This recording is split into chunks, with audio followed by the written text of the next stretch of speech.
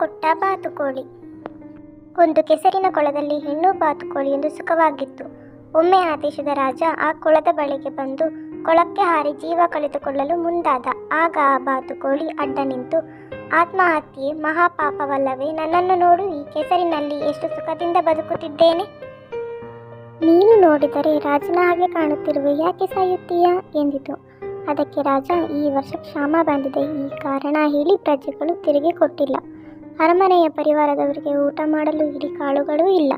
ಶತ್ರುಗಳು ಬಂದರೆ ಎದುರಿಸಲು ಸೈನಿಕರಿಗೆ ಕೊಡಬೇಕಾದ ಸಂಬಳಕ್ಕೂ ಗತಿಯಿಲ್ಲ. ಇಂತಹ ಅಪಮರ್ಯಾದೆಯಿಂದ ಬದುಕುವ ಬದಲು ಸಾಯುವುದೇ ಮೇಲಲ್ಲವೇ ಎಂದ. ಅದಕ್ಕೆ ಬಾತುಕೋಳಿ, ನಾನು ಹಲವು ಚೀಲಗಳಲ್ಲಿ ತುಂಬ ಕಾಳು ಸಂಗ್ರಹಿಸಿಟ್ಟಿದ್ದೇನೆ. ನಿನಗೆ ಎಷ್ಟು ಬೇಕು ಹೇಳು, ಅಷ್ಟನ್ನು ನಾನು ಸಾಲವಾಗಿ ಕೊಡುತ್ತೇನೆ ಎಂದಿತು. ಆಗ ರಾಜ, ನಿನ್ನ ಉಪಕಾರವನ್ನು ಎಂದಿಗೂ ಮರೆಯುವುದಿಲ್ಲ.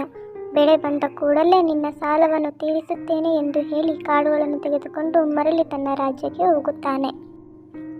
ನೀತಿ: ಕಷ್ಟದಲ್ಲೇ ಇದ್ದವರಿಗೆ ನಮ್ಮ ಕೈಲಾಗುವಷ್ಟು ಉಪಕಾರ ಮಾಡಬೇಕು.